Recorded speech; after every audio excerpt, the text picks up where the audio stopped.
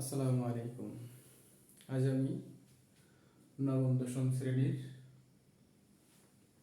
আলোর প্রতিফলনের কিছু গুরুত্বপূর্ণ টপিক নিয়ে আলোচনা করব। প্রথমে আলোচনা করব আলো কি জিনিস। তাহলে আমরা প্রথমে বলতে পারি যে আলো এক প্রকার শক্তি, ওয়ান কাইন্ড অফ এনার্জি।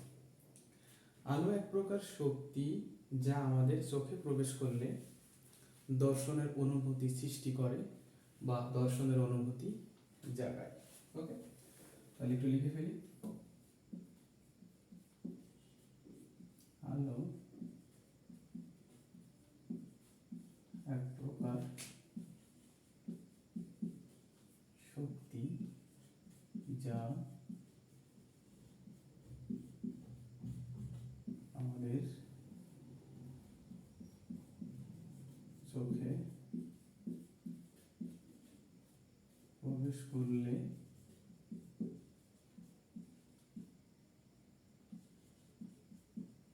দর্শনের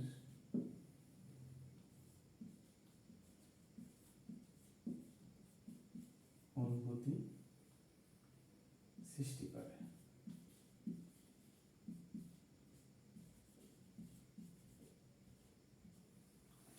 ওকে, তাহলে আমরা বুঝে ফেললাম যে আলো কি। এখন একটা জিনিস দেখো যে আসলে আমরা কোনো একটা বস্তুকে দেখতে পাই কেন? আমরা কোনো একটা বস্তুকে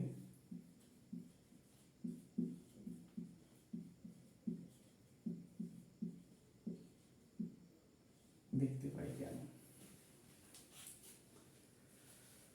আমরা যারা নবম দশম শ্রেণীর স্টুডেন্ট তারা প্রত্যেকেই জানি যে রসায়ন বিজ্ঞানে আছে নিলস বোরের তথ্য। তা নিলস বোরের তথ্য অনুসারে আমরা জানি যে ইলেকট্রন সমূহ যখন নিম্ন শক্তি স্তর থেকে উচ্চ শক্তি স্তরে গমন করে তখন শক্তির শোষণ ঘটে, এবং পক্ষান্তরে অর্থাৎ সাবসিকুয়েন্টলি যখন ইলেকট্রন সমূহ আবার উচ্চ শক্তি স্তর থেকে তার পূর্ববর্তী শক্তি স্তরে ফিরে আসে তখন শক্তির বিকিরণ করে। আর এই বিকিরিত শক্তি আলোক শক্তি হিসাবে যখন আমাদের চোখে এসে পড়ে তখন আমরা ওই বস্তুটাকে দেখতে পাই। যেমন এইটা যদি একটা পরমাণুর নিউক্লিয়াস হয় এবং এইটা একটা কক্ষপথ, এইটা একটা কক্ষপথ। এখন আমরা জানি যে ইলেকট্রন সমূহ যদি এইভাবে আমার নিম্ন শক্তি স্তর থেকে উচ্চ শক্তি স্তরে গমন করে তাহলে কি হবে? শক্তির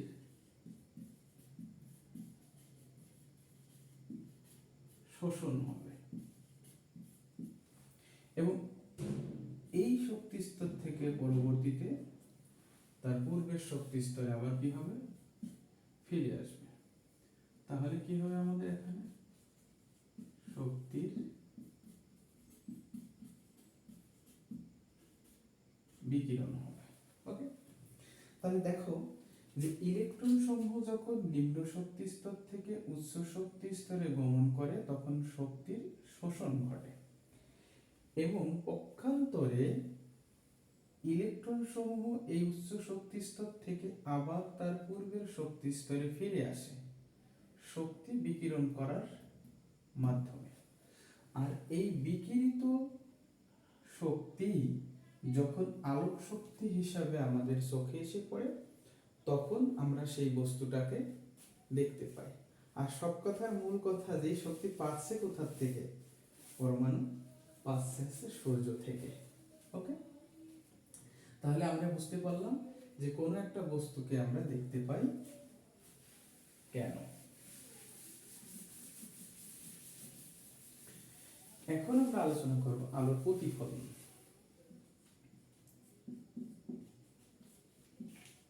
আলোর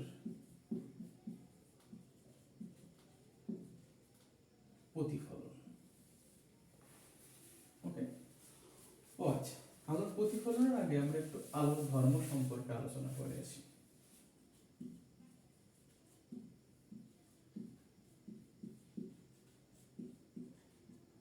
আলোর ধর্ম বা বৈশিষ্ট্য। 1 নম্বর বৈশিষ্ট্য যে আলো এক প্রকার শক্তি। আলো এক প্রকার শক্তি। 2 নম্বর বৈশিষ্ট্য যে আলো স্বচ্ছ এবং সমসত্ব মাধ্যমে। আলো স্বচ্ছ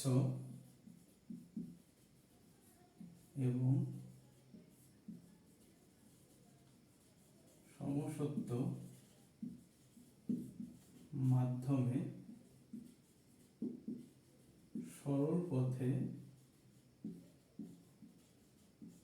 চলে। আর একটা বৈশিষ্ট্য বলতে পারি কি যে বিভিন্ন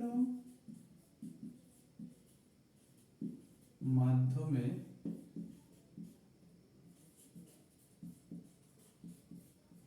আলোর বেগ বিভিন্ন, যেমন শূন্য মাধ্যমে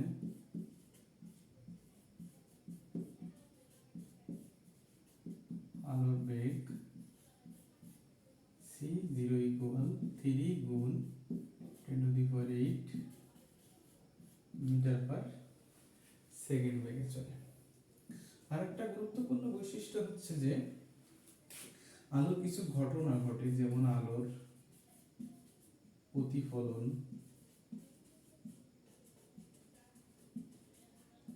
প্রতিসরণ,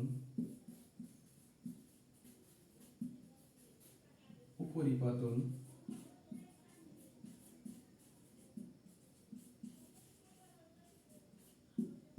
বিচ্ছুরণ,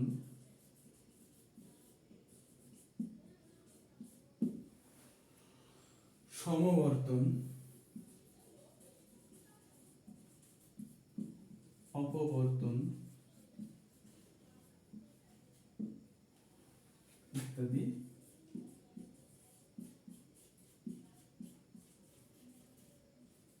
ঘটনা ঘটে। ওকে, তাহলে আমরা বুঝতে পারলাম যে আলো এক প্রকার শক্তি। আলো সঞ্চালনের জন্য অবশ্যই মাধ্যমটা হতে হবে স্বচ্ছ এবং সমসত্ব মাধ্যম। আর বিভিন্ন মাধ্যমে আলোর বেগ হচ্ছে বিভিন্ন, যেমন শূন্য মাধ্যমে আলোর বেগ হচ্ছে 3 × 10⁸ মিটার পার সেকেন্ড। আলোর ক্ষেত্রে আলোর প্রতিফলন, আলোর প্রতিসরণ, উপরিপাতন, বিচ্ছুরণ, সমবর্তন, অপবর্তন ইত্যাদি ঘটনাগুলো আলোর ক্ষেত্রে ঘটে থাকে।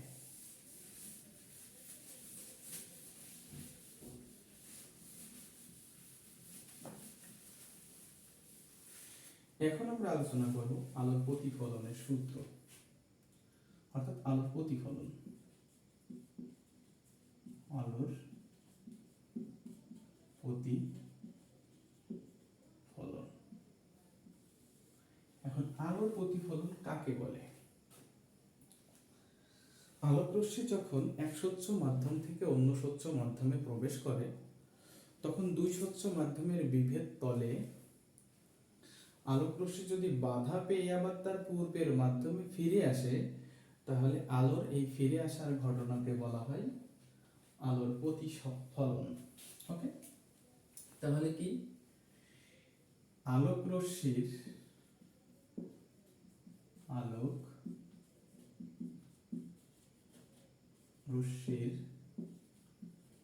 এক স্বচ্ছ মাধ্যম থেকে অন্য স্বচ্ছ মাধ্যমে যাওয়ার সময় দুই স্বচ্ছ মাধ্যমের বিভেদ তলে বাধা পেয়ে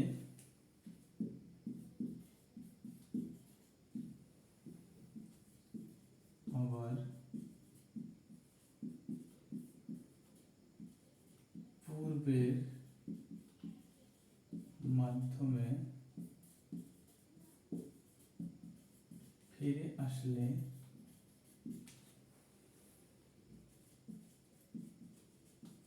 আলোর এই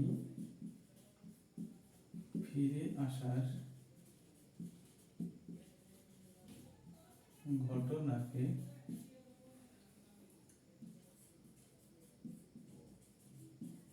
আলোর প্রতিফলন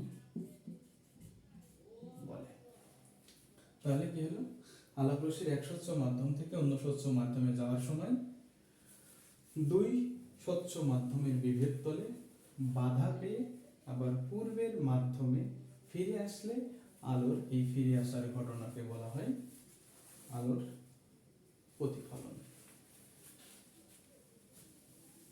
তাহলে আমরা বুঝতে পারলাম আলোর প্রতিফলন কি। এখন আলোর প্রতিফলনের সূত্র, আলোক প্রতিফলনের সূত্র হচ্ছে দুইটা। আপতিত রশ্মি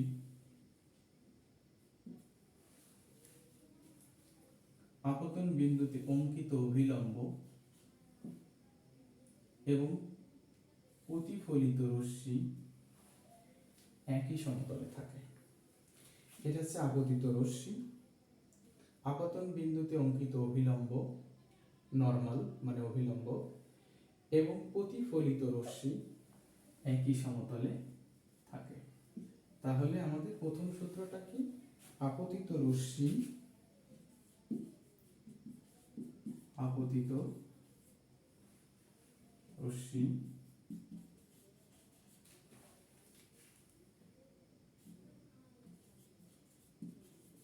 আপতন বিন্দুতে অঙ্কিত অভিলম্ব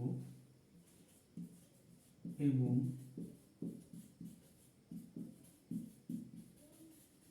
প্রতিফলিত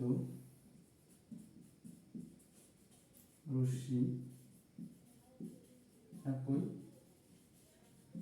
সমতলে থাকে। এটা হচ্ছে প্রথম সূত্র। আপতিত রশ্মি আপতন বিন্দুতে অঙ্কিত অভিলম্ব এবং প্রতিফলিত রশ্মি একই সমতলে থাকে। এখান থেকে আমরা একটা সংজ্ঞা দিয়ে নিই যে এই আপতিত রশ্মি অভিলম্বের সঙ্গে যে কোণ উৎপন্ন করে তাকে আপতন কোণ বলে। আপতিত রশ্মি অভিলম্বের সাথে যে কোণ উৎপন্ন করে তাকে আপতন কোণ বলে এবং প্রতিফলিত রশ্মি অভিলম্বের সাথে যে কোণ উৎপন্ন করে তাকে প্রতিফলন কোণ বলে। এবার আসে দুই নম্বর সূত্র, দ্বিতীয় সূত্র। এটা হচ্ছে আপতন কোণ, ইনসিডেন্স অ্যাঙ্গেল এবং প্রতিফলন কোণ, রিফ্লেকশন অ্যাঙ্গেল। আপতন কোণ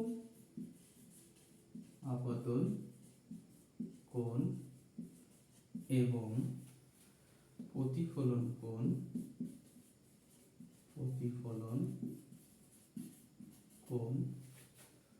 সর্বদা সমান হবে, অর্থাৎ আইকন ইকুয়াল আইকন। ওকে, তাহলে আমরা বুঝতে পারলাম যে আলোর প্রতিফলনের সূত্র কয়টা, দুইটা। প্রথম সূত্রটা হচ্ছে আপতিত রশ্মি আপতন বিন্দুতে অঙ্কিত অভিলম্ব এবং প্রতিফলিত রশ্মি একই সমতলে থাকে এবং দুই নম্বর সূত্রটা হচ্ছে আমাদের আপতন কোণ এবং প্রতিফলন কোণ সর্বদাই সমান হবে, অর্থাৎ আই কোণ সমান সমান আর কোণ হবে। আই হচ্ছে ইনসিডেন্স অ্যাঙ্গেল মানে আপতন কোণ এবং আর হচ্ছে রিফ্লেকশন অ্যাঙ্গেল মানে হচ্ছে প্রতিফলন কোণ। ওকে, তাহলে আমরা বুঝে ফেললাম যে আসলে আলোর প্রতিফলনের দুইটা সূত্র এবং আলোর প্রতিফলন কাকে বলে।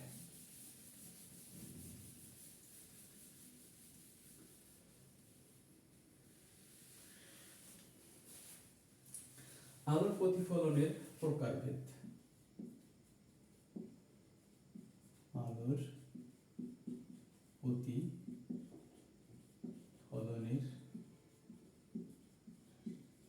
প্রকারভেদ। ওকে, এক নম্বর হচ্ছে কি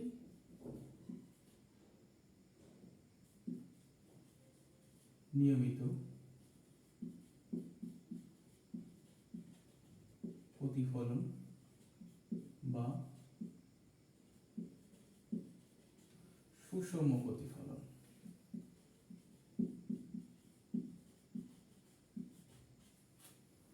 দুই নম্বর হচ্ছে অনিয়মিত প্রতিফলন। অনিয়মিত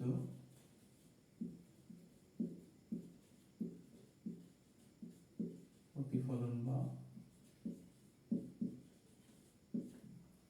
ব্যপ্ত প্রতিফলন। ওকে, অনিয়মিত প্রতিফলন বা ব্যপ্ত প্রতিফলন।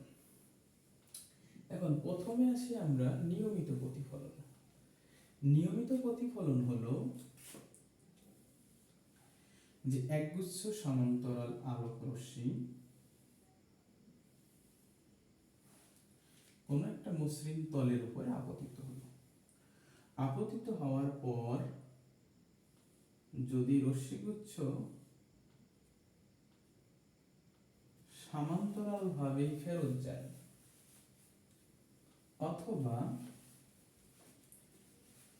যদি এইরকম হয় যে কোনো একটা বিন্দুতে মিলিত হয়, সেটা কেমন?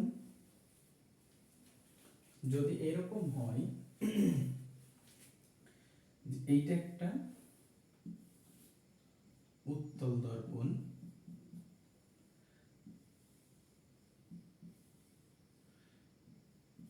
এটা হচ্ছে প্রধান ফোকাস এবং এটা হচ্ছে বক্রতার কেন্দ্র।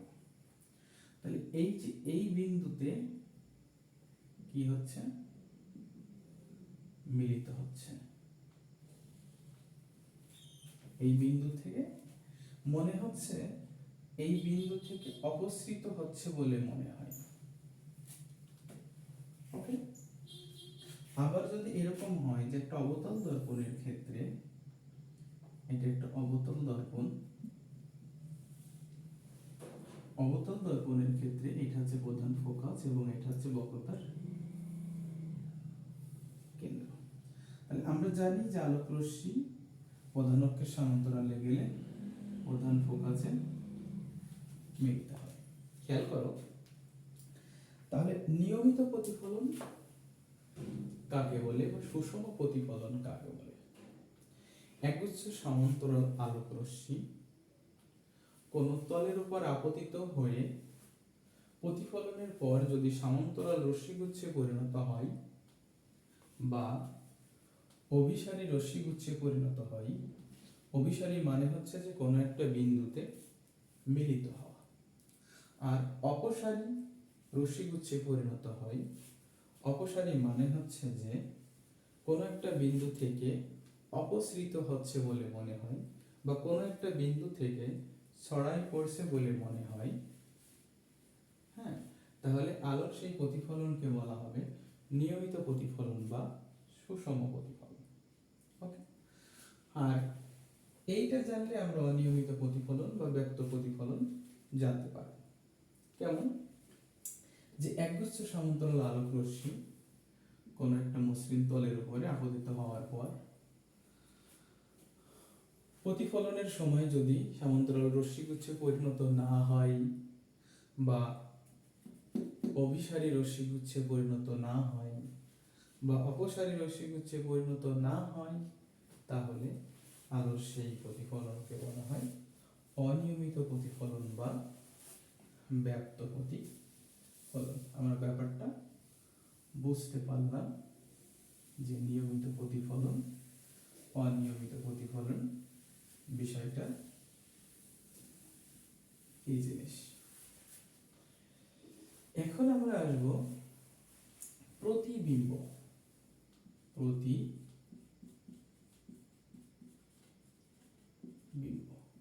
বা সংক্ষেপে বিম্ব বলা যাবে। ওকে, প্রতিবিম্ব হচ্ছে যে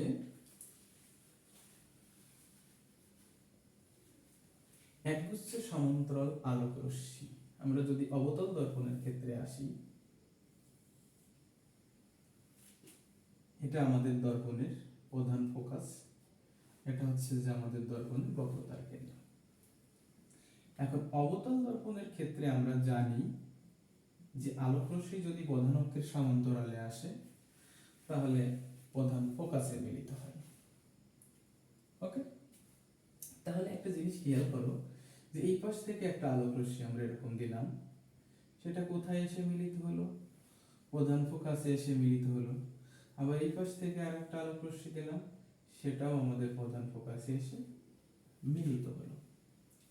অর্থাৎ একটা জিনিস খেয়াল করো যে কোনো একটা বিন্দু থেকে বা কোনো একটা বস্তু থেকে আগত আলোক রশ্মি কোনো একটা দর্পণের উপর আপতিত হয়ে প্রতিফলনের পর যদি কোনো একটা বিন্দুতে মিলিত হয় বা কোনো একটা বিন্দু থেকে অপসৃত হচ্ছে বলে মনে হয়, তাহলে ওই দ্বিতীয় বিন্দুকে বলা হয় প্রথম বিন্দুর প্রতিবিম্ব বা বিম্ব। ওকে, তাহলে এই যে এই বিন্দুতে মিলিত হচ্ছে, এই জন্য এটাকে বলা হচ্ছে বাস্তব প্রতিবিম্ব।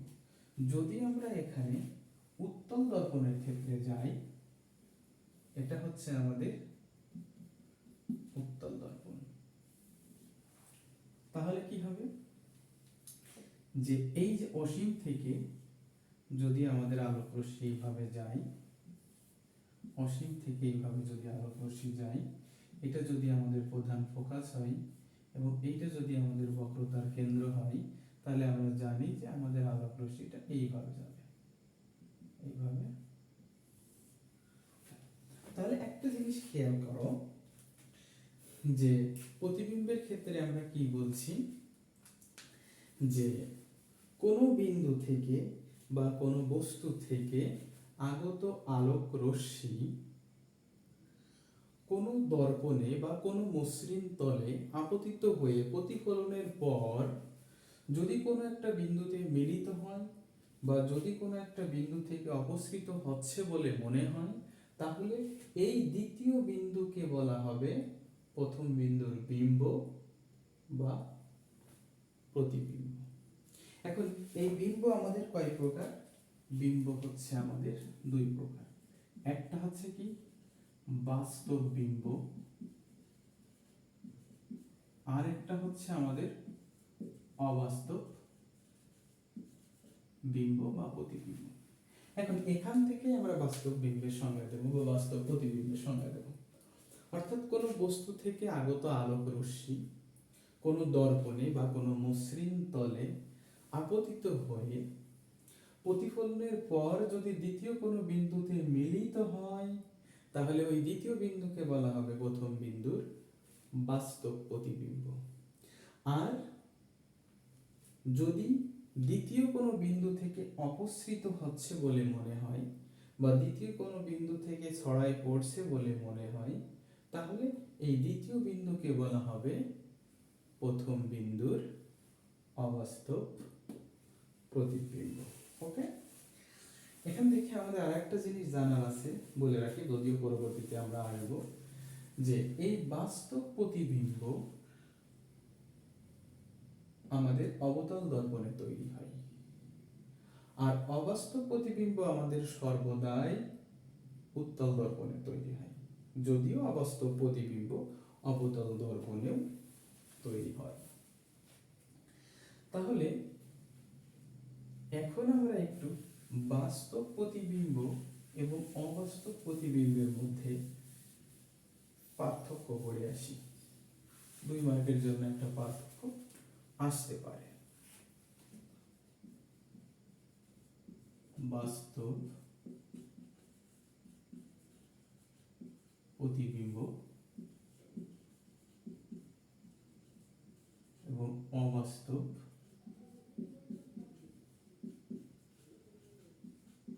প্রতিবিম্ব। এখন দেখো, পার্থক্য আসলে সংজ্ঞাটা পার্থক্য হয় না, যদিও আমরা লিখে ফেলি। তাহলে বাস্তব প্রতিবিম্বের ক্ষেত্রে আমরা বলতে পারি কি, যে বাস্তব প্রতিবিম্বটা যেহেতু একটা বিন্দুতে মিলিত হয়, অর্থাৎ অভিসারী রশ্মিগুচ্ছে মিলিত হয়। সবচেয়ে মজার বিষয়, আমরা অনেক সিনেমাতে খেয়াল করলে দেখা যাবে যে অভিসারী কথাটা ব্যবহার করে। নায়ক নায়িকা যখন কোনো একটা স্থানে সাক্ষাৎ করার উদ্দেশ্যে যায়, তখন সেখানে অভিসারী শব্দটা ব্যবহার করে। তার মানে কি, অভিসারী মানে হচ্ছে যে মিলন। তাহলে আমরা বাস্তব প্রতিবিম্বের ক্ষেত্রে বলতে পারি কি, যে পর্দায় ফেলা যায়, পর্দায় ফেলা যায়। অবাস্তব প্রতিবিম্বের ক্ষেত্রে কি, পর্দায় ফেলা যায় না, পর্দায় ফেলা যায় না।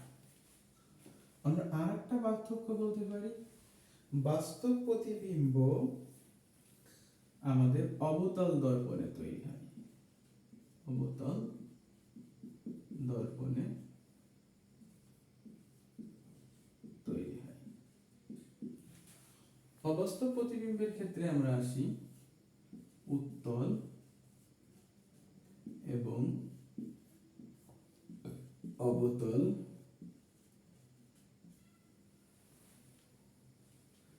এবং উত্তল অবতল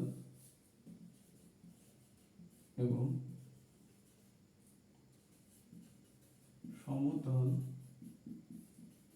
দর্পণে তৈরি হয়। তার মানে অবাস্তব প্রতিবিম্ব আমাদের উত্তল দর্পণেও তৈরি হয়, অবতল দর্পণেও তৈরি হয় এবং সমতল দর্পণেও তৈরি হয়। আর একটা পার্থক্য হচ্ছে যে বাস্তব প্রতিবিম্ব সবসময় কি হবে, উল্টো হবে, সবসময় উল্টো হবে। আর অবাস্তব প্রতিবিম্ব সবসময় কি হবে, সোজা হবে। তাহলে 2 মার্কের জন্য আমরা সংজ্ঞা লিখে এবং এই 3টা পার্থক্য লিখে দিলেই যথেষ্ট, আর দরকার নেই। অনেক সময় দেখা যায় যে পরীক্ষাতে উল্লেখ করে দেয় যে 2টা পার্থক্য লেখো, তাহলে আমাদের তো বেশি লেখার কোনো দরকার নেই। তাহলে আমরা বুঝতে পারলাম বাস্তব প্রতিবিম্ব এবং অবাস্তব প্রতিবিম্ব। এরপরে যদি আসি আমরা দর্পণ, দর্পণ যে মসৃণ তলে আলোর নিয়মিত প্রতিফলন ঘটে তাকে দর্পণ বলে। যে মসৃণ তলে আলোর নিয়মিত প্রতিফলন ঘটে তাকে দর্পণ বলে। তাহলে একটু লিখি, যে মসৃণ তলে আলোর নিয়মিত প্রতিফলন ঘটে তাকে দর্পণ বলে। ওকে, যে মসৃণ তলে আলোর নিয়মিত প্রতিফলন ঘটে তাকে দর্পণ বলে। আর দর্পণ তো বিভিন্ন ধরনের হয়ে থাকে, সমতল দর্পণ হয়, গোলীয় দর্পণ, এখন গোলীয় দর্পণকে আবার দুই ভাগে ভাগ করা হয়েছে, একটা হচ্ছে উত্তল দর্পণ আর একটা হচ্ছে অবতল দর্পণ। এখন আমরা গোলীয় দর্পণ সম্পর্কে আলোচনা করব। গোলীয় দর্পণ হচ্ছে যে দর্পণ কোনো গোলকের অংশবিশেষ, যে দর্পণ কোনো গোলকের অংশবিশেষ তাকে বলা হয় গোলীয় দর্পণ। গোলীয়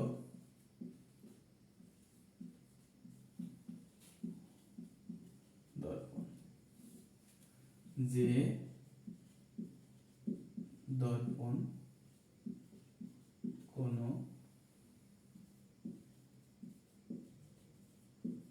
গোলকের অংশবিশেষ তাকে গোলীয় দর্পণ বলে। খেয়াল করো, যদি এইটা একটা গোলক হয় এবং আমি যদি এই বরাবর কেটে নিই, তাহলে আমি এই যে এই বরাবর কেটে নিলাম, অর্থাৎ আমার এই অংশটা দাঁড়ালো। এখন যদি আমি উত্তল অংশে পা লাগাই বা সিলভারিং করি এবং অবতল অংশটা দর্পণ হিসেবে ব্যবহার করি, তাহলে সেটা হবে আমার অবতল দর্পণ। আর যদি আমি হচ্ছে অবতল অংশে পা লাগাই এবং উত্তল অংশটা দর্পণ হিসেবে ব্যবহার করি, তাহলে সেটা হবে উত্তল দর্পণ। ওকে, এখন খেয়াল করো যে এই দর্পণ নিয়ে আলোচনা করতে গেলে আমাদের ছোটখাটো কিছু বিষয় জানার দরকার আছে। যেমন এটা যদি আমাদের একটা অবতল দর্পণ হয়, এটা একটা কি দর্পণ? অবতল দর্পণ। অবতল দর্পণের এটা হচ্ছে প্রধান ফোকাস এবং এটা হচ্ছে বক্রতার কেন্দ্র, আর এটা হচ্ছে মেরু। তাহলে বক্রতার কেন্দ্র কাকে বলে? কোন গোলীয় দর্পণ যে গোলকের অংশ বিশেষ ওই গোলকের কেন্দ্রকে বলা হয় উক্ত দর্পণের বক্রতার কেন্দ্র। কি কেন্দ্র? বক্রতার কেন্দ্র। অর্থাৎ কোন গোলীয় দর্পণ যে গোলকের অংশ বিশেষ ওই গোলকের কেন্দ্রকে বলা হয় এই উক্ত দর্পণের বক্রতার কেন্দ্র। এখন বক্রতার কেন্দ্র থেকে একটু মুখে মুখে চেষ্টা করো বোঝার। বক্রতার ব্যাসার্ধ কাকে বলে?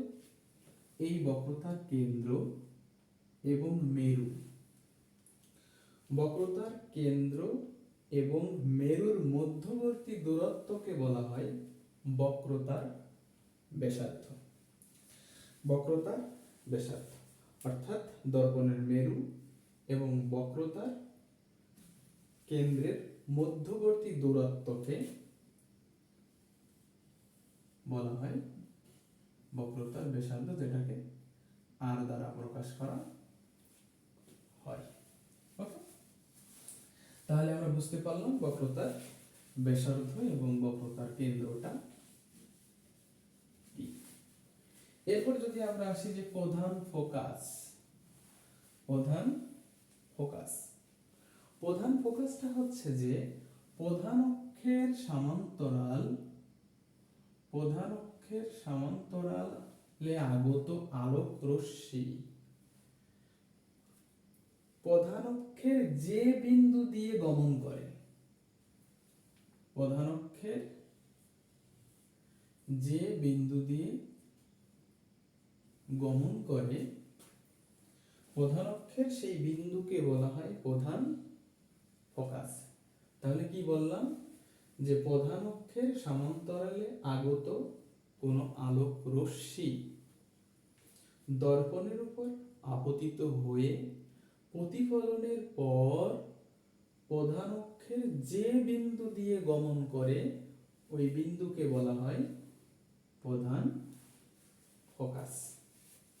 তাহলে প্রধান অক্ষ কাকে বলে? প্রধান অক্ষ কাকে বলে? বক্রতার কেন্দ্র এবং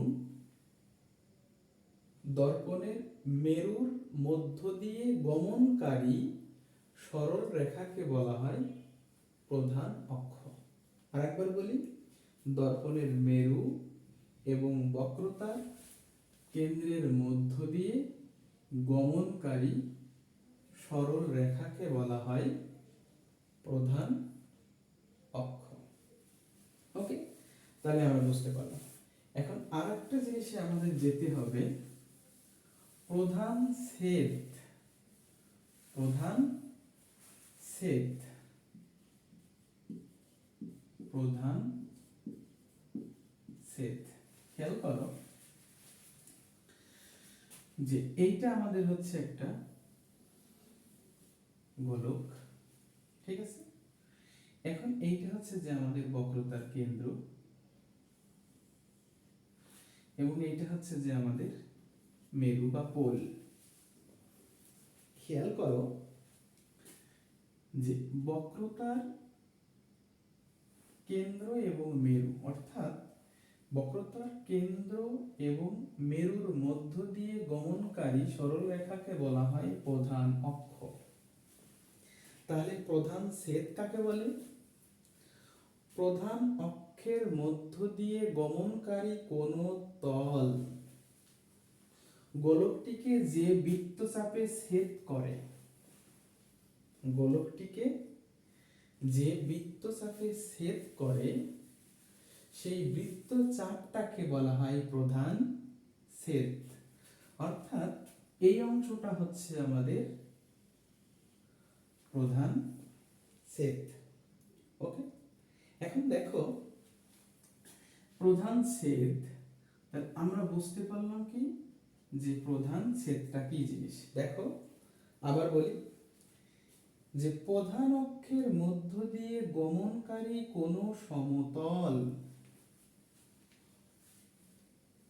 এই বৃত্তটাকে যে বৃত্তচাপে ছেদ করে সেই বৃত্তচাপটাকে বলা হচ্ছে প্রধান ছেদ। এখান থেকে আরেকটা জিনিসে আসি আমরা,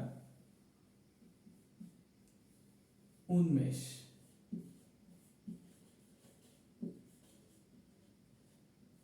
খেয়াল করো, বৃত্তচাপের দুই প্রান্ত বিন্দু, বৃত্তচাপের দুই প্রান্ত বিন্দুর মধ্যবর্তী দূরত্বকে বলা হয় উন্মেষ। বৃত্তচাপের দুই প্রান্ত বিন্দুর মধ্যবর্তী দূরত্বকে বলা হয় উন্মেষ। ওকে, এখন এই যে এই জায়গাটা, এই উন্মেষের বৃত্তচাপের দুই বিন্দু বক্রতার কেন্দ্রে একটা কোণ উৎপন্ন করে, একটা কোণ উৎপন্ন করে, সেটাকে বলা হয় কৌণিক উন্মেষ। কৌণিক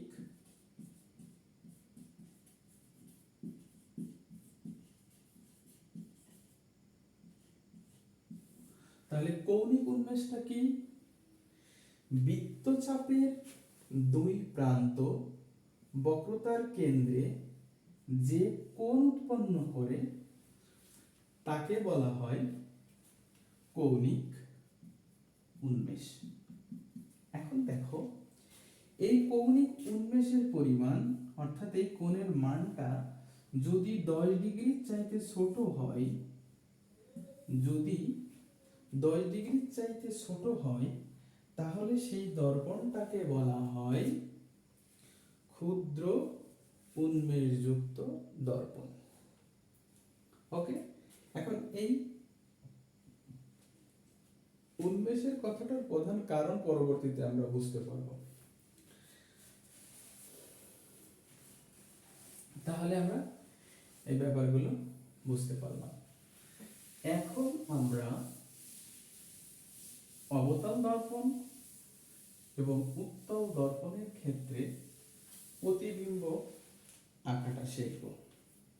বিভিন্ন অবস্থানে লক্ষ্যবস্তুর বিভিন্ন অবস্থানের কারণে প্রতিবিম্ব দর্পণের সামনে বা পিছনে বিভিন্ন জায়গাতে প্রতিবিম্ব গঠিত হয়।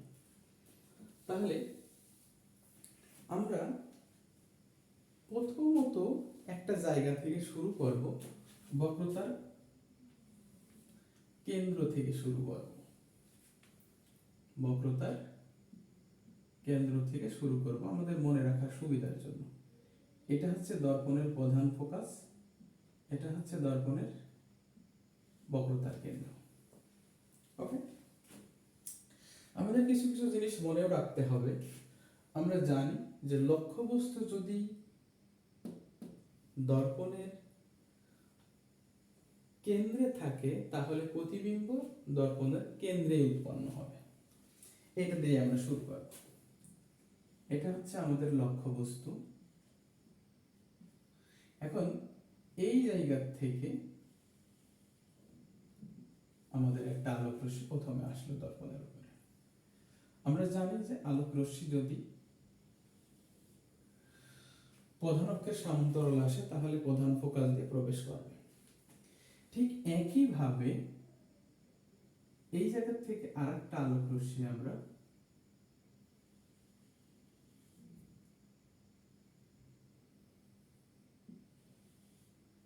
স্কেল দিলে আমাদের এটা অনেক সোজা হবে।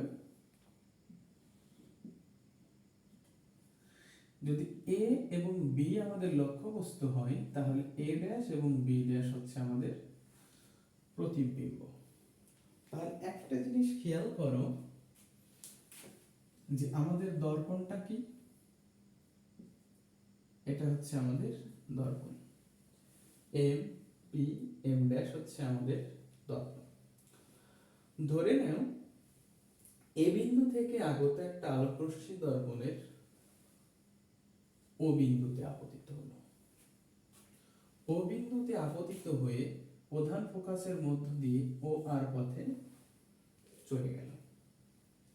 এখন আরেকটা আলোক রশ্মি এ বিন্দু থেকে প্রধান ফোকাসের মধ্য দিয়ে প্রবেশ করে, সাপোজ এখানে একটা নাম দিলাম যে কিউ বিন্দুতে আপতিত হলো, হয়ে কিউ এস পথে চলে গেল। তাহলে এই যে কিউ এস এবং ও আর পরস্পর এ ড্যাশ বিন্দুতে মিলিত হলো। এখন এ ড্যাশ বিন্দু থেকে প্রধান অক্ষের উপরে এ ড্যাশ বি ড্যাশ লম্ব অঙ্কন করি, তাহলে এ ড্যাশ বি ড্যাশই হলো এ বি এর বাস্তব এবং উল্টো প্রতিবিম্ব। ওকে, তাহলে আমাদের এখানে ব্যাপারটা কি দাঁড়ালো যে লক্ষ্য বস্তুর অবস্থান, কোথায় লক্ষ্য বস্তুর অবস্থান? বক্রতার কেন্দ্রে। বক্রতার কেন্দ্রে। তাহলে প্রতিবিম্বের অবস্থান কেমন হবে? প্রতিবিম্বের অবস্থান হবে বক্রতার কেন্দ্রে। আকৃতি কেমন হবে? লক্ষ্যবস্তুর সমান। প্রকৃতি কেমন হবে? বাস্তব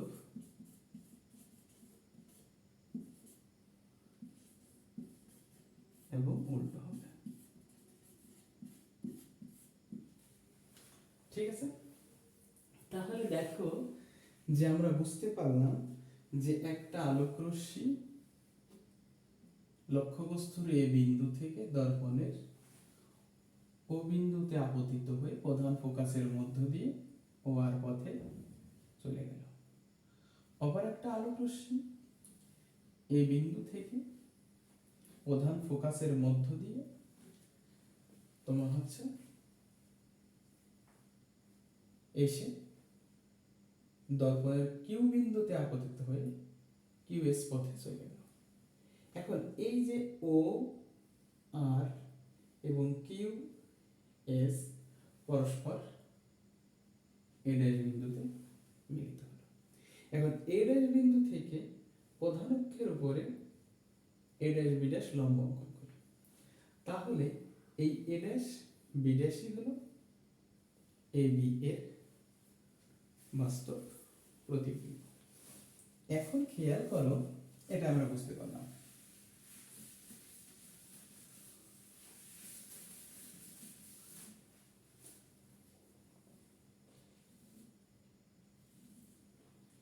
এইটা হচ্ছে যে আমাদের প্রধান ফোকাস, এটা হচ্ছে যে আমাদের বক্রতার কেন্দ্র। খেয়াল করো, আমরা অলরেডি একটা এঁকে ফেলেছি। এখন লক্ষ্যবস্তু যদি আমি এই পাশে রাখি তাহলে প্রতিবিম্ব তৈরি হবে এই পাশে, আর যদি লক্ষ্যবস্তু রাখি সি এই পাশে তাহলে প্রতিবিম্ব তৈরি হবে এই পাশে।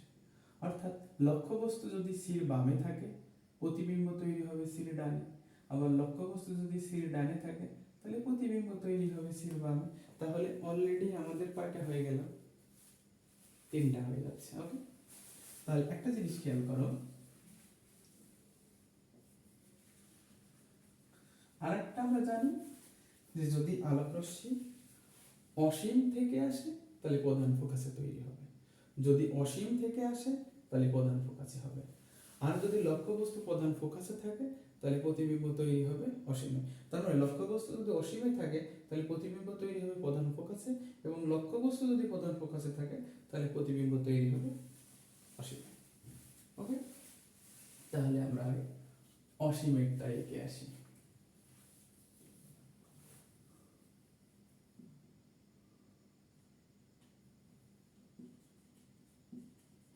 লক্ষ্য বস্তুর অবস্থান অসীম যদি হয়, খেয়াল করো একটা আলোক রশ্মি যদি আমি এইভাবে দিই, এইভাবে দিই, আমরা জানি যে আলোক রশ্মি যদি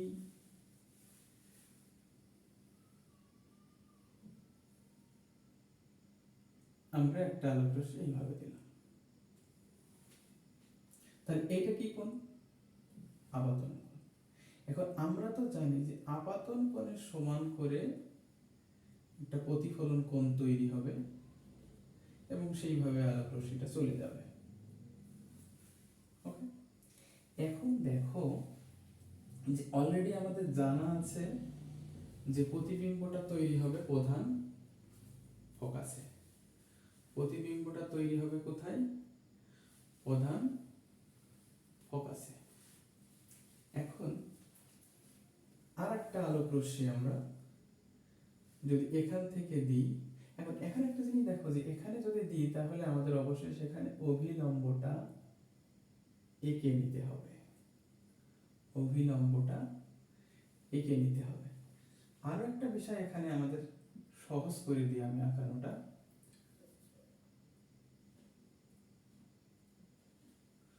যদি যেহেতু আমাদের প্রতিবিম্বটা এইভাবে তৈরি হবে, তাহলে একটা জিনিস খেয়াল করো, আমি যদি এই জায়গাতে একটা আলোক রশ্মি টেনে নিই,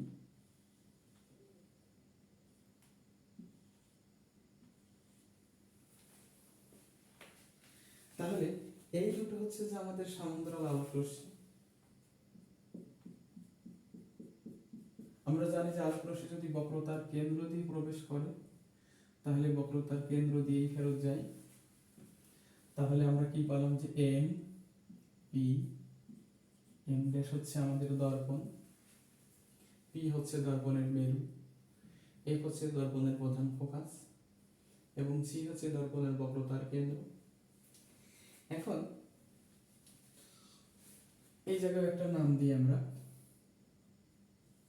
কিউ নাম দিলাম, খেয়াল করো। আর এই জায়গায় আমরা আর নাম দিলাম। এখন বললাম যে অসীম থেকে একটা আলোকরশ্মি দর্পণের মেরুতে আপতিত হয়েছে, আই কোণে আপতিত হয়ে আর কোণে প্রতিফলিত হয়ে পি আর পথে চলে গেল। এখন আর একটা আলোকরশ্মি দর্পণের বক্রতার কেন্দ্র দিয়ে প্রবেশ করে ঠিক একই পথে ফেরত গেল, একই পথে ফেরত গেল।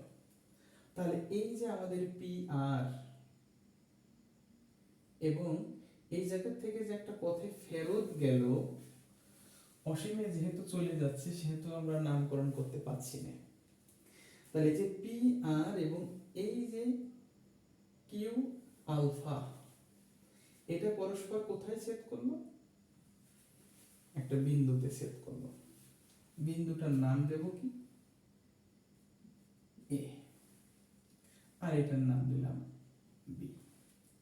তাহলে এই যে অসীম থেকে আগত কোনো বস্তু যখন অসীমে আছে এবং ওই বস্তু থেকে আগত আলোক রশ্মিদ্বয় পরস্পর এ বিন্দুতে মিলিত হল, দর্পণের উপরে আপতিত হয়ে প্রতিফলনের পর এই বিন্দুতে মিলিত হল। এখন এই এ বিন্দু থেকে প্রধান অক্ষের উপরে আমি এ বি লম্ব অঙ্কন করলাম। তাহলে এই এ বি হলো আমার ওই অসীম থেকে আগত লক্ষ্য বস্তুর বাস্তব প্রতিবিম্ব এবং উল্টো প্রতিবিম্ব। এখন দেখো তাহলে প্রতিবিম্বের অবস্থান কোথায়? প্রতিবিম্বের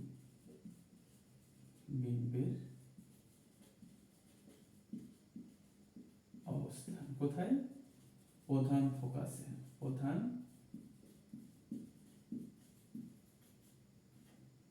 ফোকাসে। আকৃতিটা কেমন?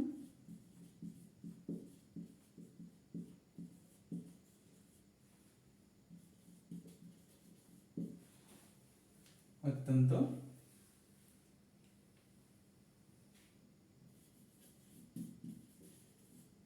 খর্বিত। অত্যন্ত খর্বিত। খর্বিত মানে হচ্ছে ছোট। আর প্রকৃতিটা কেমন? প্রকৃতিটা হচ্ছে বাস্তব এবং উল্টো। আমরা জানি যে বাস্তবের সাথে সবসময় উল্টো ব্যাপারটাই যায়। তাহলে এটা আমরা অসীম থেকে আগত আলোক রশ্মির যে বাস্তব প্রতিবিম্ব সেটা আমরা এঁকে ফেললাম।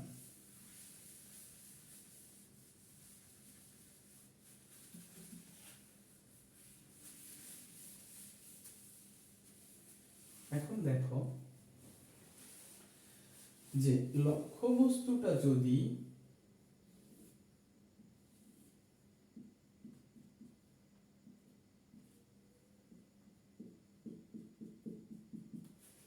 লক্ষ্য বস্তুর অবস্থান আমরা দেব কি? যে বক্রতার কেন্দ্র এবং অসীমের মাঝে। খেয়াল করো তাহলে এই যে সির বাইরে প্রধান অক্ষের উপরে লক্ষ্যবস্তুর অবস্থান যেখানেই থাকুক না কেন সেইটা হবে আমাদের বক্রতার কেন্দ্র এবং অসীমের মাঝখানে। বক্রতার কেন্দ্র এবং অসীমের মাঝখানে এই জায়গায় দিলাম আমরা। এখন আমরা তো জানি যে সির যদি এই পাশে লক্ষ্যবস্তু থাকে তাহলে প্রতিবিম্ব তৈরি হবে সির এই পাশে।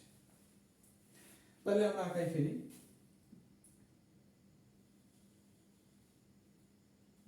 প্রধান অক্ষের সমান্তরালে আসলো, প্রধান ফোকাস দিয়ে চলে গেল, প্রধান অক্ষের সমান্তরালে আসলো, প্রধান ফোকাস দিয়ে চলে গেল। এখন একটা জিনিস খেয়াল করো, যদি আমরা আলোক রশ্মিটাকে একটু দর্পণটা যদি বড় আকারে আমরা বক্রতার কেন্দ্রের মধ্য দিয়ে আলোক রশ্মিটা নিয়ে আসতে পারি, তাহলে আমাদের ছবিটা ইজি হবে। যদিও আমি হাতে আঁকা স্কেল বাদ দিই, সেই ক্ষেত্রে একটু আঁকা বাঁকা হতে পারে। তাহলে সেই ক্ষেত্রে দেখো যে এই যে আমাদের এই জায়গাটা আমি দিতে হলো, তাহলে আমরা লক্ষ্যবস্তুর নামকরণ করে ফেলি। এ বি হচ্ছে লক্ষ্যবস্তু, এম পি, এম ড্যাশ হচ্ছে দর্পণ। দর্পণের পি বিন্দুতে একটা আলোক রশ্মি আপতিত হলো, পি না এখানে ও দিলাম, ও আর পথে চলে গেল। আর একটা আলোক রশ্মি কিউ বিন্দুতে আপতিত হয়ে একই পথে ফেরত গেল। তাহলে খেয়াল করো, আমরা বলছি কি এম পি এম ড্যাশ একটা অবতল দর্পণ, উক্ত দর্পণের সামনে অবস্থিত এই একটা লক্ষ্যবস্তু। এখন এ বি লক্ষ্যবস্তুর এ বিন্দু থেকে একটা আলোক রশ্মি দর্পণের ও বিন্দুতে আপতিত হয়ে প্রধান ফোকাসের মধ্য দিয়ে ও আর পথে চলে গেল। অপর একটা আলোক রশ্মি দর্পণের বক্রতার কেন্দ্রের মধ্য দিয়ে প্রবেশ করে একই পথে ফেরত গেল। তাহলে এই ও আর এবং এ কিউ পরস্পর এ ড্যাশ বিন্দুতে ছেদ করবে। এখন এ ড্যাশ বিন্দু থেকে দর্পণের উপরে এ ড্যাশ বি ড্যাশ লম্ব অঙ্কন করি। তাহলে এ ড্যাশ এবং বি ড্যাশই হলো এ বি এর বাস্তব প্রতিবিম্ব। ওকে, এখন একটা জিনিস আমাদের বিষয়ে আমরা জানি যে বক্রতার কেন্দ্রের মধ্য দিয়ে আগত কোনো আলোক রশ্মি একই পথে ফেরত যায়। কেন? বক্রতার কেন্দ্র থেকে দর্পণের উপর অঙ্কিত আলোক রশ্মিটা হচ্ছে দর্পণের উপর একটা লম্ব।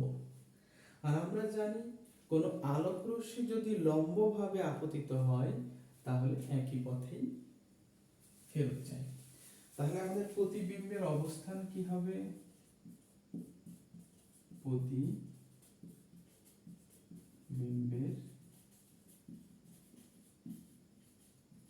অবস্থান, প্রতিবিম্বের অবস্থান কোথায়?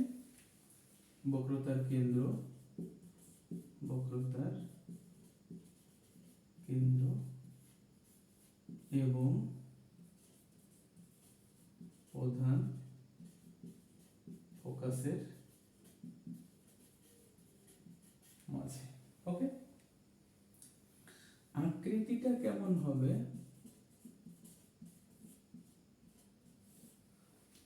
যেহেতু খেয়াল করো অসীম থেকে এক ধাপ আগায় আছে, যদি লক্ষ্যবস্তু অসীমে থাকে তাহলে প্রতিবিম্বের আকৃতি হবে অত্যন্ত কর্বিত, অর্থাৎ অত্যন্ত ছোট। যেহেতু এক ধাপ আগায় আছে আমাদের লক্ষ্যবস্তুটা, তার মানে এখানে আমাদের আকৃতি হবে কর্বিত বা ছোট। একই কথা। প্রকৃতি কেমন হবে? প্রকৃতি হবে বাস্তব এবং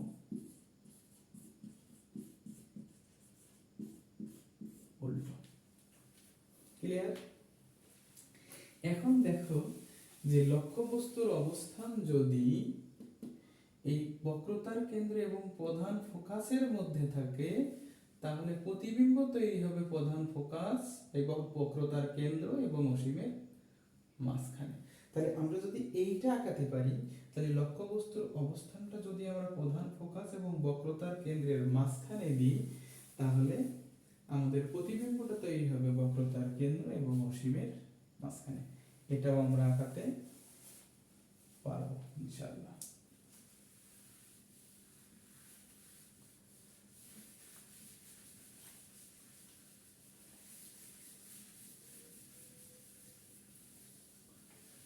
এখন অবতল দর্পণের ক্ষেত্রে আমাদের যে অবাস্তব প্রতিবিম্ব তৈরি হয় সেটা কি? তাহলে লক্ষ্য বস্তুর অবস্থান, লক্ষ্য বস্তুর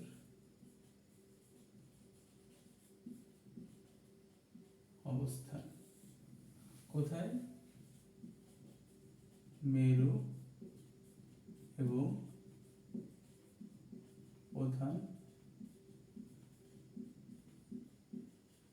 ফোকাসের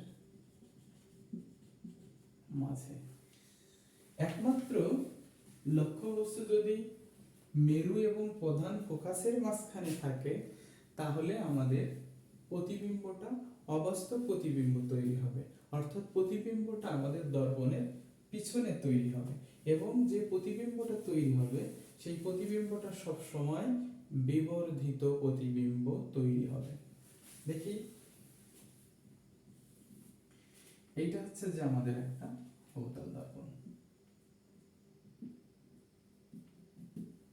এটা হচ্ছে যে আমাদের প্রধান ফোকাস, এটা হচ্ছে বক্রতার কেন্দ্র। তাহলে আমরা কি বললাম? লক্ষ্যবস্তুর অবস্থান আমাদের সব সময় কোথায় রাখবো? প্রধান ফোকাস এবং মেরুর মাঝখানে। ওকে, তাহলে আমরা যদি আলোক রশ্মিটা প্রধান অক্ষের সমান্তরালে দিই তাহলে আমাদের আলোক রশ্মি প্রধান ফোকাসের মধ্য দিয়ে চলে যাবে। এখন দেখো যে আরেকটা আলোক রশ্মি যদি আমরা দর্পণের মেরুতে ফেলি তাহলে আই কোণে আপতিত হয়ে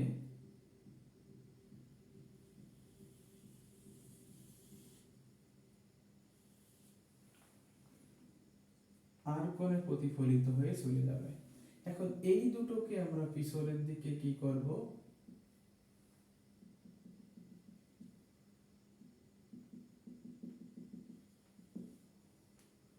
পিছনের দিকে বর্ধিত করব। তাহলে এরা এই বিন্দুতে কি হবে? মিলিত হলো। তাহলে আমার লক্ষ্যবস্তু যদি এ বি হয় তাহলে প্রতিবিম্ব হবে a dash B dash. Okay, a dash B dash আমার প্রতিবিম্ব তৈরি হবে কি? A dash B dash. তাহলে আমাদের দর্পণটা কি? এম পি এম ড্যাশ হচ্ছে আমাদের একটা অবতল দর্পণ। অবতল দর্পণের প্রধান ফোকাস এবং মেরুর মাঝখানে অবস্থিত লক্ষ্যবস্তু হলো এখানে আমাদের এবি। এখন এবি লক্ষ্যবস্তুর এ বিন্দু থেকে একটা আলোক রশ্মি দর্পণের ও বিন্দুতে আপতিত হয়ে প্রধান ফোকাসের মধ্য দিয়ে ও আর পথে চলে গেল। অপর একটা আলোক রশ্মি লক্ষ্যবস্তুর এ বিন্দু থেকে দর্পণের মেরুতে আপতিত হয়ে প্রতিফলনের সূত্র অনুসারে তোমার পি এস পথে চলে গেল। এখন ও আর এবং পি এস কে পিছনের দিকে বর্ধিত করলে তারা পরস্পর এ ড্যাশ বিন্দুতে মিলিত হয়। এখন এ ড্যাশ বিন্দু থেকে প্রধান অক্ষের বর্ধিতাংশের উপরে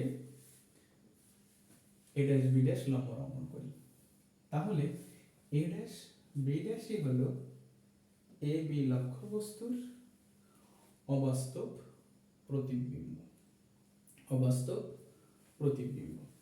তাহলে প্রতিবিম্বের অবস্থান কোথায় হচ্ছে?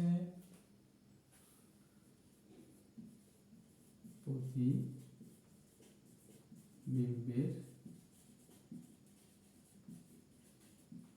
অবস্থান, প্রতিবিম্বের অবস্থান হচ্ছে দর্পণের পিছনে। আকৃতি কেমন? যেহেতু মাত্র একটাই অবতল দর্পণের ক্ষেত্রে আকৃতি সবসময় বিবর্ধিত হবে। বিবর্ধিত মানে আকারে বড়। আর প্রকৃতি কেমন হবে? প্রকৃতি হবে অবাস্তব এবং সোজা। অবাস্তব এবং সোজা। তাহলে এটা আমরা বুঝতে পারলাম।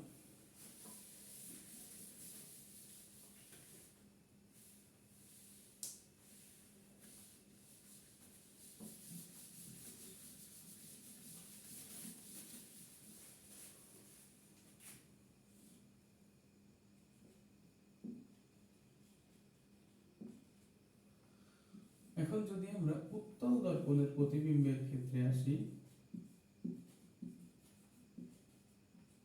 উত্তল দর্পণের ক্ষেত্রে মাত্র দুটো প্রতিবিম্ব তৈরি হয়। একটা হচ্ছে লক্ষ্যবস্তু অসীমে থাকলে প্রতিবিম্ব তৈরি হয় প্রধান ফোকাসে, আর একটা হচ্ছে যে লক্ষ্যবস্তু প্রধান অক্ষের উপর যেখানেই থাকুক না কেন প্রতিবিম্ব সবসময় প্রধান ফোকাস এবং মেরুর মাঝখানে তৈরি হয়। আমরা দেখে আসি লক্ষ্যবস্তুর অবস্থান যদি অসীমে হয়,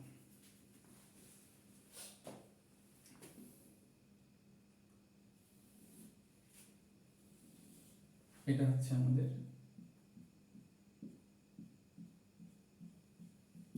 একটা উত্তল দর্পণ। এম পি এম ড্যাশ হচ্ছে একটা উত্তল দর্পণ। আমাদের দর্পণের এইটা হচ্ছে প্রধান ফোকাস এবং এইটা হচ্ছে বক্রতার কেন্দ্র। ওকে, এখন খেয়াল করো যে আমাদের টার্গেট থাকবে সব সময় কিভাবে সংক্ষিপ্ত আকারে আমাদের ছবিটা আঁকানো যায়। তাহলে একটা জিনিস খেয়াল করো যে অসীম থেকে আলোক রশ্মি আসলে আমাদের টার্গেট থাকবে হচ্ছে প্রধান ফোকাসে ফেলা। তাহলে একটা আলোক রশ্মি আমরা এইভাবে দিলাম, দর্পণের মেরুতে আপতিত হলো। তাহলে এই যে যে কোণে আপতিত হলো ঠিক সেই কোণেই চলে গেল। এইটা আমাদের আপাতন কোণ, ইনসিডেন্স অ্যাঙ্গেল, এবং এইটা হচ্ছে যে আমাদের প্রতিফলন কোণ, রিফ্লেকশন অ্যাঙ্গেল। দর্পণের পি বিন্দুতে আপতিত হয়ে পি আর পথে চলে গেল। এখন এইটাকে কি করব আমরা?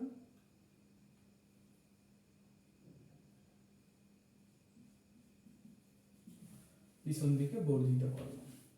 এখন আমাদের টার্গেটটা কি এই জায়গাটা আমরা প্রতিবিম্ব বানাই ফেলব। তাহলে খেয়াল করো, আমরা জানি যে যদি আমাদের বক্রতার কেন্দ্র বরাবর কোনো আলোক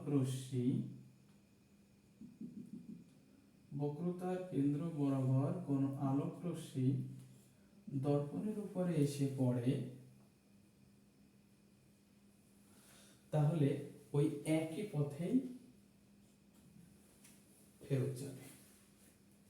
ওকে, তাহলে দেখো যে আমরা যদি আমাদের এ বি হচ্ছে আমাদের প্রতিবিম্ব, তাহলে আমরা কি বলছি যে অসীম থেকে আগত একটা আলোক রশ্মি দর্পণের পি বিন্দুতে আই কোণে আপতিত হয়ে আর কোণে প্রতিফলিত হয়ে পি আর পথে চলে গেল। অপর একটা আলোক রশ্মি দর্পণের বক্রতার কেন্দ্র বরাবর আপতিত হয়ে একই পথে ফেরত গেল। ঠিক আছে, এখন পি আর এই জায়গায় একটা নামকরণ করে দিই আমরা ও বিন্দু। পি আর এবং ও আলফাকে পিছনের দিকে বর্ধিত করলে তারা পরস্পর এ বিন্দুতে মিলিত হলো। এখন এ বিন্দু থেকে প্রধান অক্ষের উপরে এ বি লম্ব অঙ্কন করা হলো। তাহলে এই এ বিটাই হলো আমাদের সেই অসীমে যে লক্ষ্যবস্তু আছে ওই লক্ষ্যবস্তুর একটা অবাস্তব এবং সোজা প্রতিবিম্ব, এবং প্রতিবিম্বটা সবসময় কেমন হবে? কর্বিত হবে। তাহলে আমরা লিখে ফেলি যে প্রতিবিম্বের অবস্থান কোথায়? প্রতিবিম্বের অবস্থান হচ্ছে প্রধান ফোকাসে। আকৃতি কেমন? আকৃতি হবে সবসময় কর্বিত বা ছোট। প্রকৃতি কেমন হবে? সবসময় সোজা হবে। প্রকৃতি কেমন হবে? অবাস্তব ও সোজা। ওকে, তাহলে আমরা উত্তল দর্পণের ক্ষেত্রে লক্ষ্যবস্তু যদি অসীম থাকে তাহলে প্রতিবিম্ব আমাদের প্রধান ফোকাসে তৈরি হবে। এটা আমরা ইনশাআল্লাহ আঁকাতে পারবো। উত্তল দর্পণের ক্ষেত্রে আমাদের মাত্র দুটো প্রতিবিম্বের কথা আমরা আঁকাবো, এবং এই দুটো প্রতিবিম্বই হয়। এখন দেখো, আর একটা কথা হচ্ছে যে লক্ষ্যবস্তু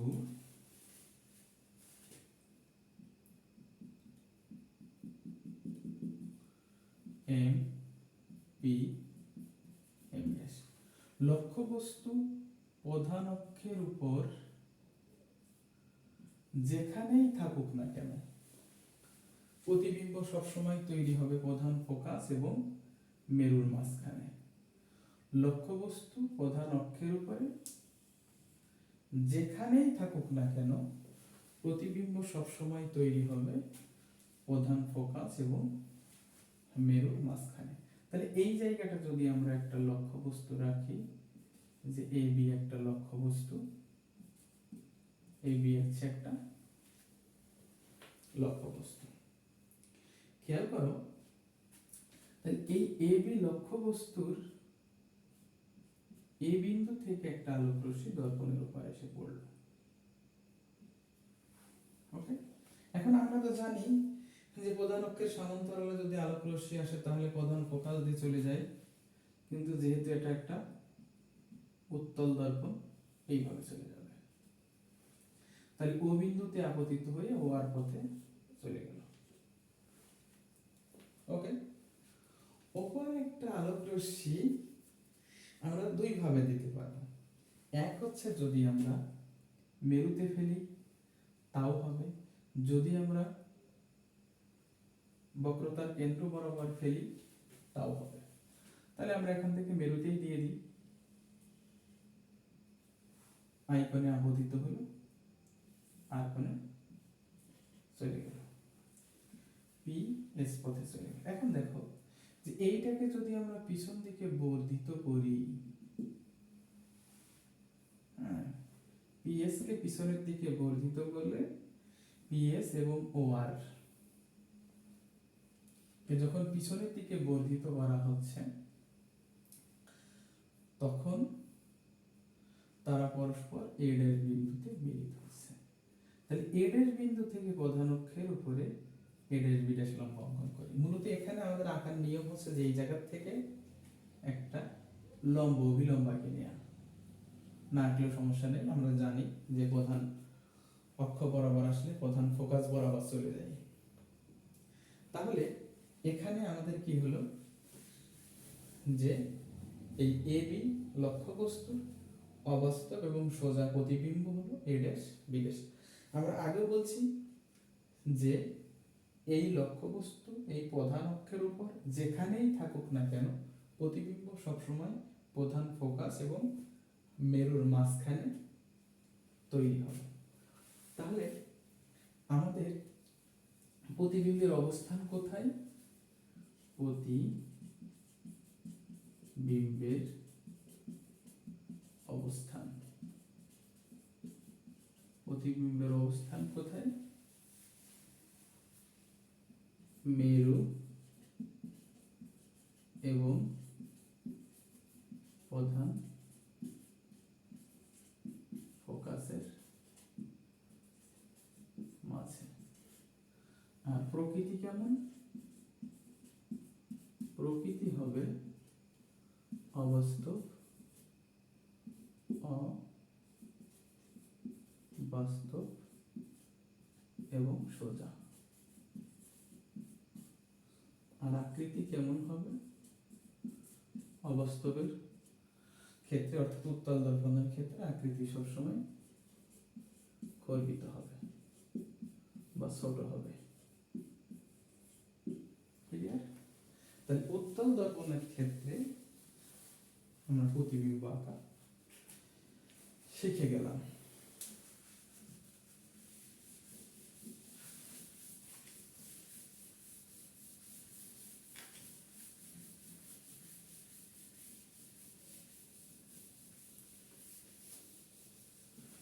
এখন আমরা f সমান r/2 সমীকরণ প্রতিপাদন করব। ওকে, খেয়াল করো যে আমরা একটা অবতল দর্পণ নিচ্ছি। এটা হচ্ছে একটা অবতল দর্পণ। এটা হচ্ছে দর্পণের প্রধান ফোকাস, এটা হচ্ছে দর্পণের বক্রতার কেন্দ্র। খেয়াল করো যে এই একটা বস্তু। এখন এই জায়গা থেকে এ বিন্দু থেকে একটা আলোক রশ্মি প্রধান অক্ষের সমান্তরালে আমরা এম পি এম ড্যাশ দর্পণটা দিয়ে নিলাম। প্রধান অক্ষের সমান্তরালে ও বিন্দুতে আপতিত হয়ে প্রধান ফোকাসের মধ্য দিয়ে ও আর পথে চলে গেল। ও আর পথে চলে গেল। ওকে, এখন দেখো যে আমরা এই ওসি যোগ করলাম।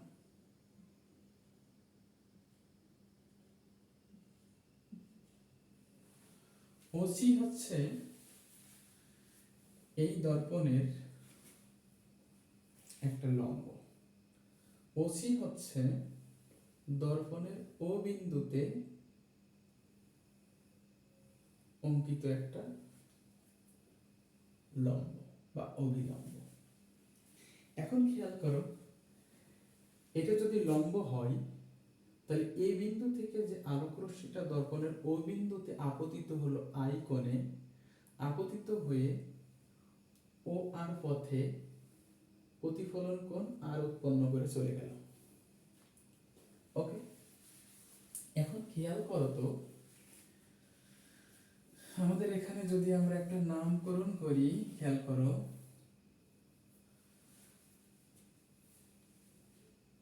আমরা একটু বর্ণনাটা লিখে আসি। প্রথমে আমরা বলবো এম পি এম ড্যাশ একটা অবতল দর্পণ। উক্ত অবতল দর্পণের সামনে একটা লক্ষ্য বস্তু। এই বিন্দু থেকে আগত একটা আলোক রশ্মি দর্পণের ও বিন্দুতে আপতিত হলো। এখন সি ও যোগ করা হলো। সি ও হলো দর্পণের ও বিন্দুতে অঙ্কিত একটা লম্ব। এখন এ ও আপতিত রশ্মি অবিলম্বের সাথে প্রতিফলন কোণ আর উৎপন্ন করে ও আর পথে চলে গেল। ওকে, এখন দেখো তাহলে প্রতিফলনের সূত্র অনুসারে প্রতিফলনের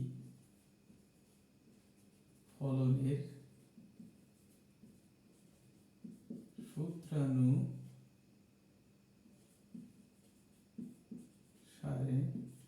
কি লিখতে পারি, এ ও সি কোণ ইকুয়াল সি ও এফ কোণ। ওকে, আরো দেখো এ ও সমান্তরাল সিপি সিপি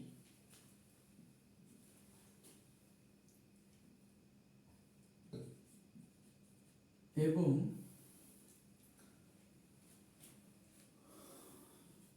ওসি এদের ছেদক। ওকে, তাহলে আমরা নরমাল একটা জিনিস জানি যে এই কোণটা এবং এই কোণটা দুইটা সমান্তরাল সরলরেখাকে যদি অপর একটা সরলরেখা ছেদ করে তাহলে ছেদকের একই পাশে উৎপন্ন কোণগুলোকে বলা হয় অনুরূপ কোণ এবং ছেদকের বিপরীত পাশে উৎপন্ন কোণগুলোকে বলা হয় একান্তর কোণ। অর্থাৎ এই কোণটা এবং এই কোণটা হচ্ছে পরস্পর একান্তর কোণ। তাহলে আমাদের এই কোণ এবং এই কোণটা হচ্ছে পরস্পর একান্তর কোণ। অতএব এসি ও কোণ সমান একান্তর ওসি এফ কোণ। লিখে ফেলতে পারলাম। ওকে, এখন খেয়াল করো তো তাহলে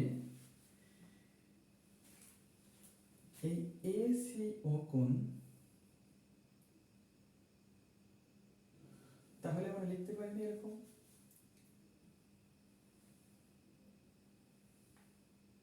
এই কোণ ওসি এফ কোণ, তাহলে ওসি এফ কোণ ইকুয়াল সি ও এফ কোণ, সি ও এফ কোণ অবশ্যই লিখতে পারি। এখন দেখো যে একটা ত্রিভুজের যখন দুইটা কোণ পরস্পর সমান হয় তখন সেই ত্রিভুজটা হয় সমদ্বিবাহু ত্রিভুজ। তাহলে কি লিখতে পারি যে অতএব ও সি এফ একটি সমদ্বিবাহু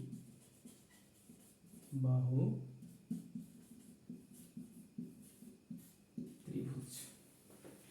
এখন আমরা তো জানি যে সমদ্বিবাহু ত্রিভুজের সমান সমান কোণ সংলগ্ন বাহুদ্বয় পরস্পর সমান, সমান সমান কোণ সংলগ্ন বাহুদ্বয় পরস্পর সমান। তাহলে লিখতে পারি যে অতএব সি এফ ইকুয়াল ও এফ। ক্লিয়ার? এখন দেখো এরূপ তো আমরা লিখলাম। এখন ও এফ এবং পি এফ, ও এফ ইকুয়াল পি এফ হবে যদি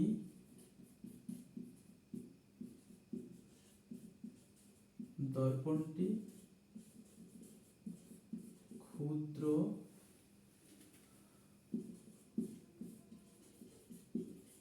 উন্মেষযুক্ত হয় বা আকারে ছোট হয়। এর আগে এই জন্য আমি বলেছিলাম যে উন্মেষ ব্যাপারটা কি। বৃত্তচাপটা যত ছোট হবে আমার সেই দর্পণটা তত ছোট হবে।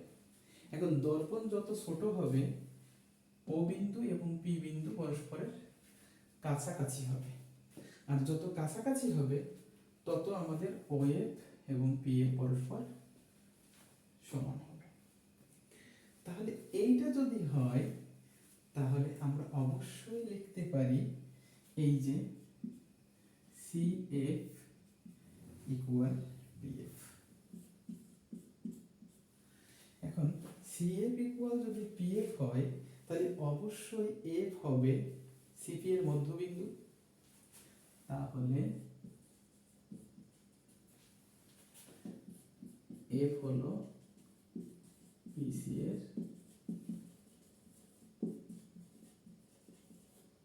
মধ্যবিন্দু। একটু এখানে চলে আসতে হচ্ছে মধ্যবিন্দু। তাহলে যদি মধ্যবিন্দুই হয় তাহলে তো আমরা লিখতে পারি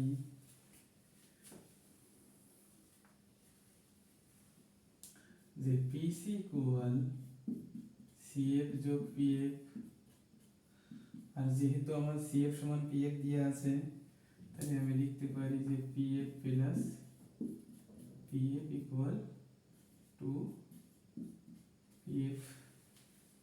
এখন ধরি পিসি সমান সমান আর এবং পিএফ সমান সমান এফ। তাহলে কি লিখতে পারি অতএব আর ইকুয়াল টু এফ, অতএব এফ সমান সমান আর ভাগ 2। এটাই হচ্ছে আমাদের অবতল দর্পণের ক্ষেত্রে এফ সমান আর বাই 2 সমীকরণের প্রতিপাদন। আমরা যদি উত্তল দর্পণটা নিই এবং আমরা যদি শুধুমাত্র উত্তল দর্পণের ক্ষেত্রে ছবিটা আঁকাতে পারি তাহলেই আমরা এই এফ সমান আর বাই 2 উত্তল দর্পণের ক্ষেত্রে প্রমাণ করতে পারবো। আমি শুধু ছবিটা একটু আঁকানোর চেষ্টা করি, খেয়াল করো।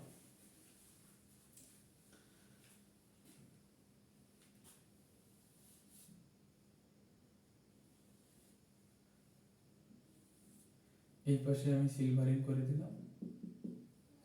এটা হচ্ছে আমার দর্পণের প্রধান ফোকাস, এটা হচ্ছে দর্পণের বক্রতার কেন্দ্র। এই হচ্ছে সেই বিন্দু, এই বিন্দু থেকে একটা আলোক রশ্মি প্রধান অক্ষের সমান্তরালে আসলো। আমরা জানি প্রধান অক্ষের সমান্তরালে আসলে সেটা প্রধান ফোকাস দিয়ে চলে যায়। কোন বিন্দুতে ফেলাইছিলাম আমরা? ও বিন্দুতে ফেলাইছিলাম। এবং এম পি এম ড্যাশ আমরা হচ্ছে একটা উত্তল দর্পণ। এখন খেয়াল করো তো যে আমরা যদি এখান থেকে এই ওসিটা যোগ করে দিই তাহলে দেখো তো এইটা আই কোণ এবং এইটা আর কোণ